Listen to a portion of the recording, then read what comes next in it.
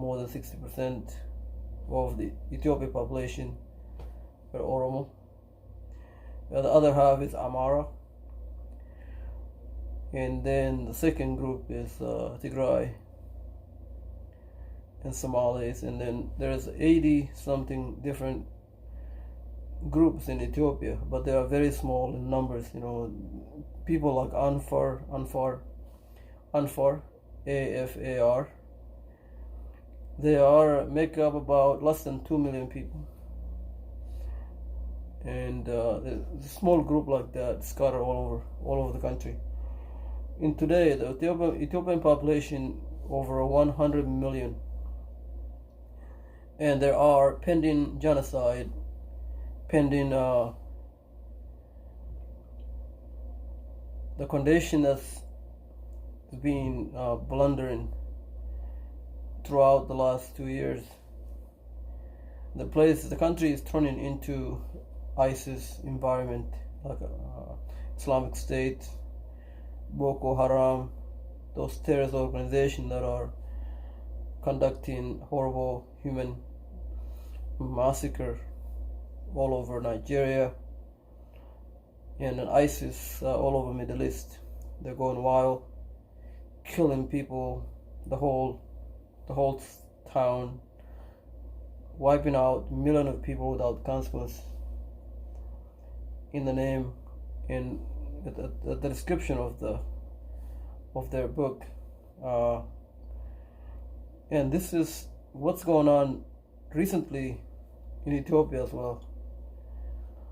I am Oromo, like I said. Most of my family have been killed. Some of them still imprisoned in Ethiopia.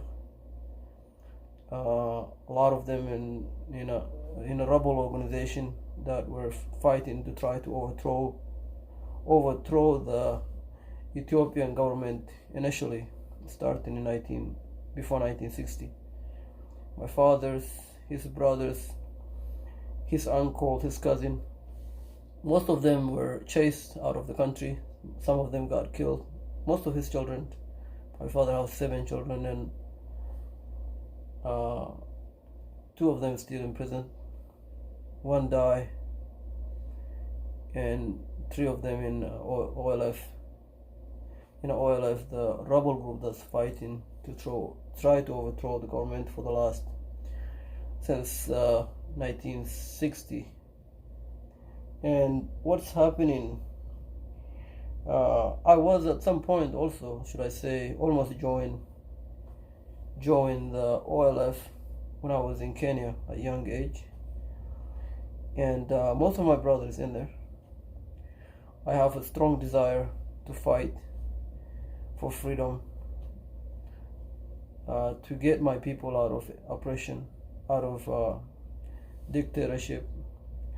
I've witnessed a lot of horrendous things happening, conducted by the government, taking over the lands of people, where the people have no other resources, where they've been living there for as long as they can remember, living off the lands, coffees, corns, and all kinds of stuff they grow off of the land.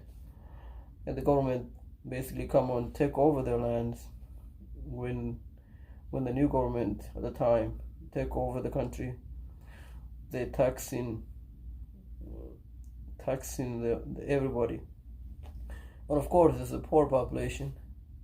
They can't afford to pay taxes. So what they do, they give you a time, let's say 30 days to pay taxes, which is a huge amount. Their intention is to just take over your land and sell it to the foreign companies, and the company will grow things on the land. This is a very vegetation area where a lot of things can be grown if you have the resources to clear the lands and be able to handle the labor of the conducting farming. So the government basically sell the lands to the foreign companies and then collect the people, force the people off of it. Whether you go voluntarily or they will kill you.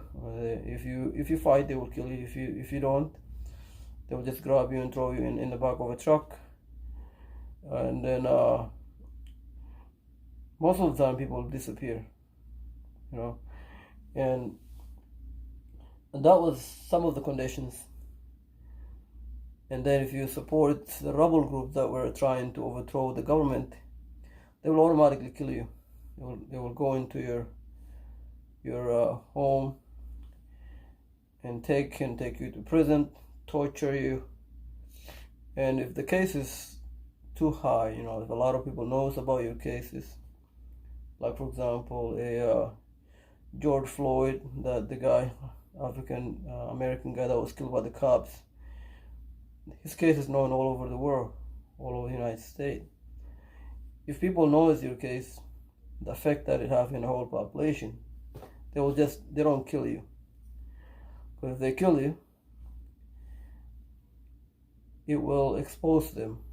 The people will know that, you know, if you stand up for your rights, that things not gonna work out. And the government afraid of people rising up, so they will just throw you in jail, make up all kind of reasons why you should be kept in jail. That was what it was. And then 1993, and there's some fighting where Tigray,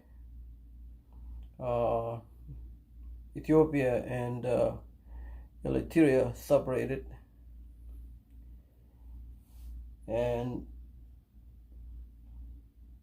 anyway, new government take forms, and this new government normally have huge influence on. They come in saying democracy is how we're gonna rule the country. Everybody's rights is gonna be respected. There's no more robberies and killing and all that crazy shit is not gonna be tolerated. We're gonna hold elections. Whoever the public decided to choose is gonna run the country. Things are looking up and up. Everybody was happy. Most of the people are happy, and of course the rebels, the people who were initially fighting to overthrow the government, did not believe this. They know this is a lie. They didn't go back to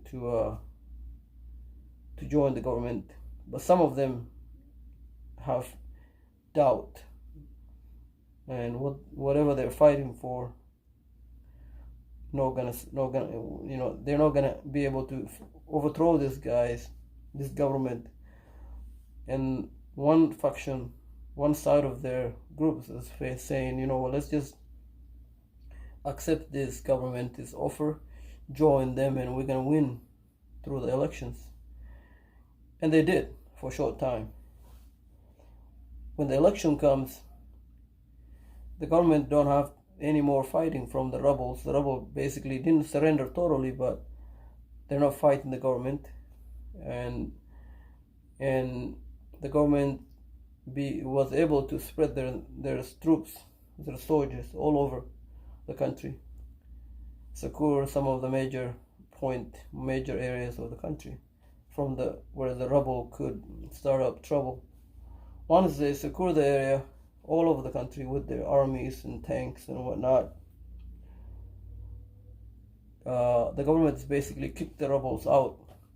They start killing the rebels in very large numbers, in huge numbers. Anybody and everybody who support the rebel, they will collect anybody that have, you know, who don't vote for the government, who are voicing their disagreement with the government, will be either killed or thrown in the cages, or they're basically running for their life.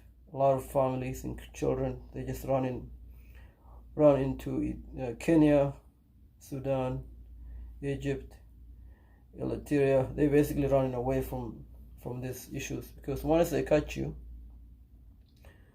Ethiopian government have this terrible history of torturing people so badly. Most people would rather die than being captured and being arrested by Ethiopian government, because they know the consequence is very heavy. It's not like they just throw you in jail and you be living there. That would be a heaven for a lot of people. They don't do it like that. They torture you. They put a needle, how power tools, they have those power tools, and they put needles inside your bodies, just drilling holes into your knees, until you can't, until you pass out. And then they keep on doing this years and years and years and years. And a lot of times they will release people who are completely crippled to make an example of the people who are out there, of the public, from silencing them, scare them to submit to this terrible government. But anyway, forward that to today. This group, there are two groups that at the time, the group that's running and doing this stuff for Amara, the Amara, AMHAR,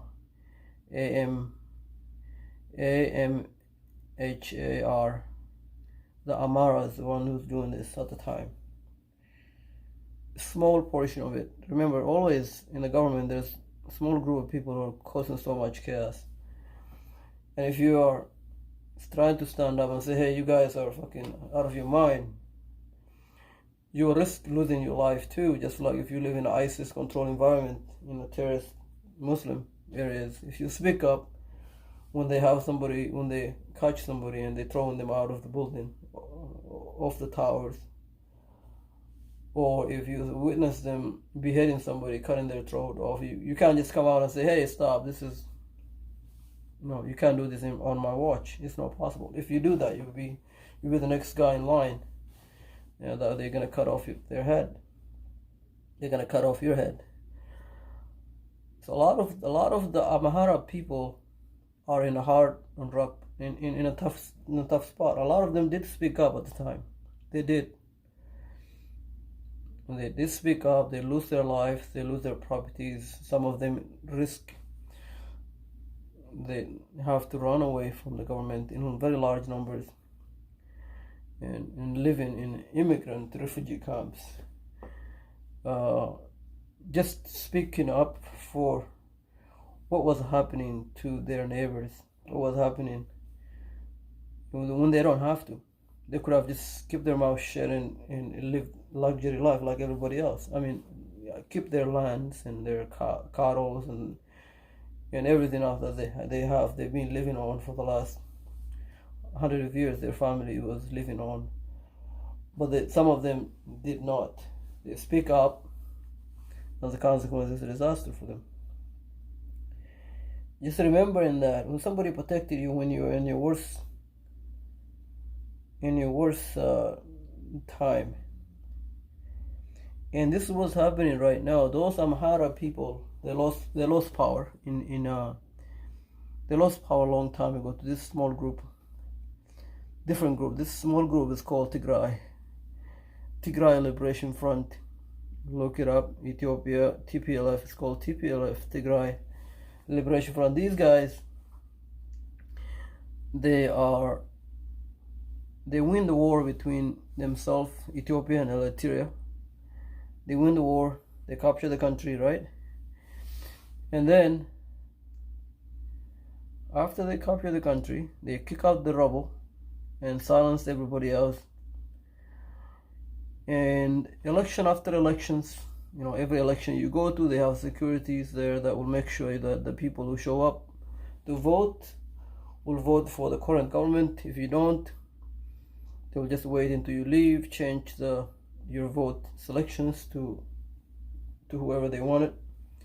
It's gonna look like you vote for the current government and everything was good. If you speak up and say, hey, if you find out somehow after you give them the vote paperwork, you find out that the vote was not what you intended, and your vote was actually given to the government. If you speak up, make noises, they can silence you easily.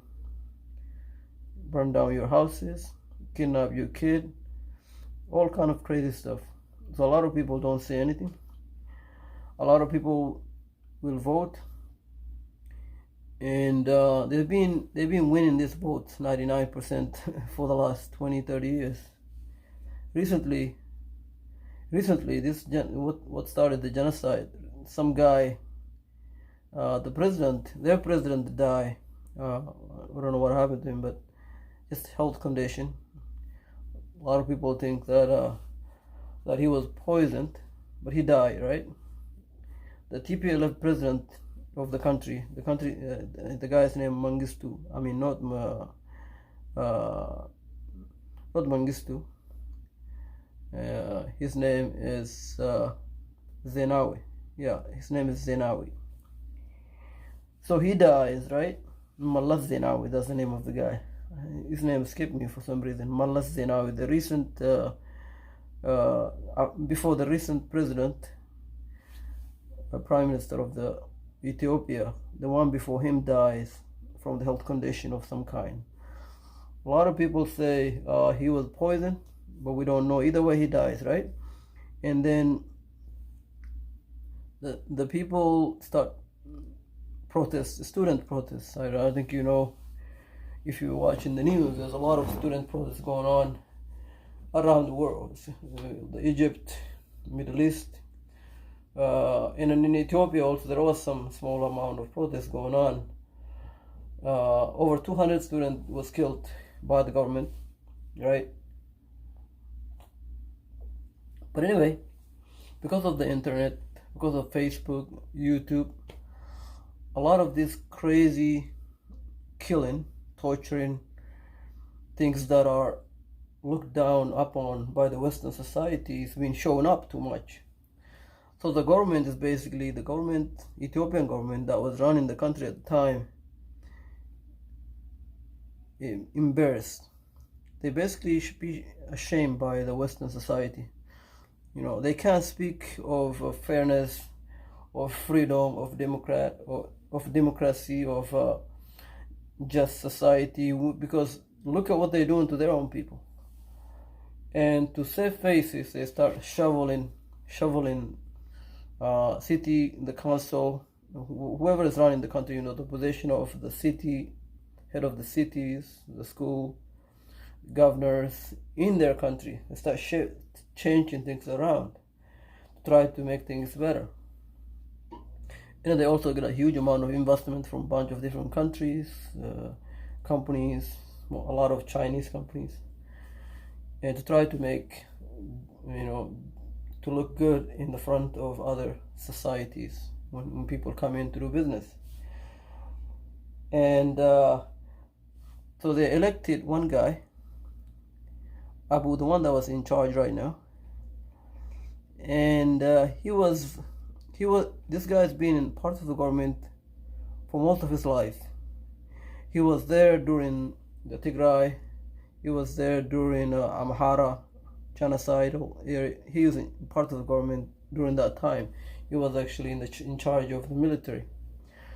But this guy, the people that were being killed throughout this entire mayhem, you know, this entire time is the indigenous people. After every government, new or old, the indigenous people are the ones that suffer the most. And the indigenous people are also are the ones that are huge in numbers. You know, about 50, 48, you know, million of people. I'm talking about the number of indigenous are larger than the people who are running the government, who are running the country. The Tigray, about 6 or 7 million people. The Amhara, probably about 20 or 30 million. Oromo people, over 40 to 50 million, right? So these Oromos are mostly very uneducated. I'm Oromo, but it's just best to say it exactly, tell the truth for what it is. If you're educated, if you're competent, you won't be living under this kind of condition for your whole existence. But they've been living under this condition for a very long time. They can't figure out how to get out of this crap, right? And a lot of them, like my fathers and many other people, they run away and start fighting to try to overthrow the government, but they can't get the support of the Western society. They can't get enough support. They can't get weapons, tanks, helicopters. Even if the helicopter were given to them, like a fighter jet, they don't even know what to do with it. They don't have the education. They don't value education. You know, they were religious, manic. They think this whole thing is gonna be fixed by Allah, by God. And while they're fighting, they're not taking the fighting seriously, to the point where they're sending people to school to learn how to fly how to fly fighter jet, how to drive tanks, and all kind of weapon training. They don't do this. They just do the old school ways with the shotguns and all this little stuff, which is never gonna happen. You're not gonna win a war with a simple small arm type of environment. Especially when you're trying to overthrow the government, they basically are running the rebels. They're running a guerrilla type of war where they hit the government soldiers area. They hit the area, and then they run. They will attack, destroy government asset, and they run, destroy this and that. That's what they're doing. They're basically like a mafia, robbing the cities that support the government, robbing the neighbor that support the government, the environment, the businesses, and then they're just kind of living off of these robberies. And at the same time, their ideology is that they are actually fighting to stop the oppressions, to bring the freedom to the people. And then the reason why they're out there is because they want to live dignified, ruling themselves without having to kneel down to anybody. But in reality, things are different. And this rebel group who are trying to overthrow the government, also majority of them are Muslims.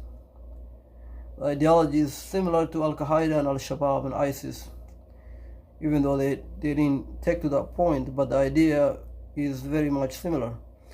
Afterlife, killing someone who is not Muslim it will bring them closer to God, and this is what the God wanted them to do.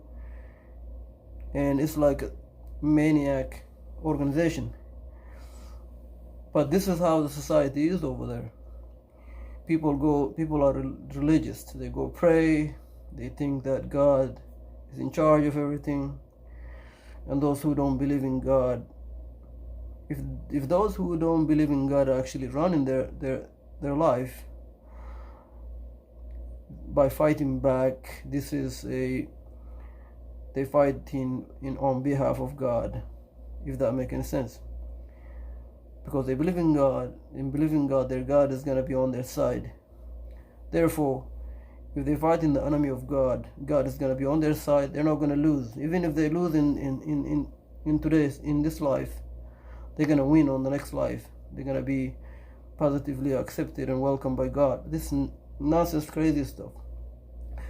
I support their right to fight these the oppressions, to live a dignified life, to get rid of the dictatorship. But the way they're doing it is just crazy.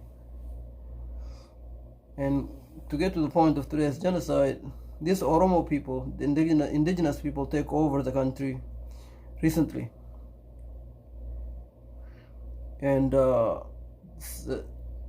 they took over the country, not by force, but through political maneuvering.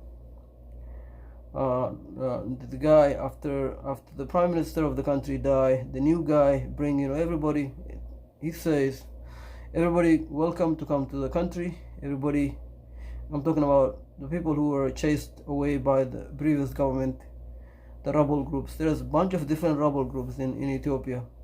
There are Amphar, Ogaden, Oromo, and even Oromo have a bunch of different rebel groups. There are guerrilla fighters from different subgroups that were fighting in different areas. This guy Bad idea, by the way. He welcomed all of them to come home. How, without having any contentious things in place. He invited them all of them home, fully armed. The group were coming from Eritrea, the neighboring countries, Sudan, the rebels, and some of them coming from Kenya. They go back home. They go back to Ethiopia, riding in a vehicle, waving flags, fully armed, automatic weapons, and they went home relatively peace a little bit between the government and the rebels. The idea is that everybody is going to be living enjoying freedom. Nobody's going to be oppressed by anybody. The people is going to be in charge.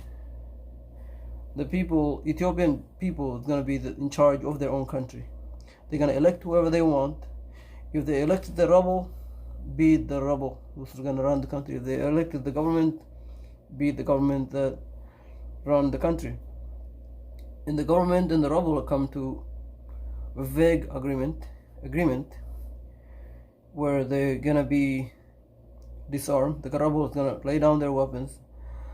They're going to go out and try to get elected by the people.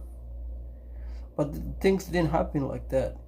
Immediately after a couple of months, the rebels went back to what they do best, killing people.